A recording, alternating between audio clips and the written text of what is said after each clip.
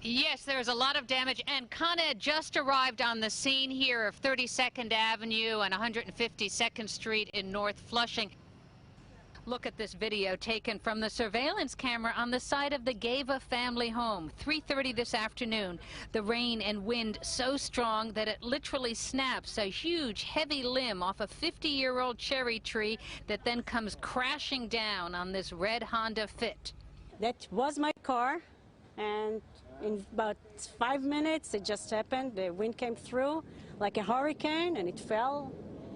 And as I said, it used to be a Fit, and we don't fit in it anymore. Now it's a convertible. This sturdy old cherry tree had been struck by lightning 10 years earlier, and you can see the charred bark from that previous hit.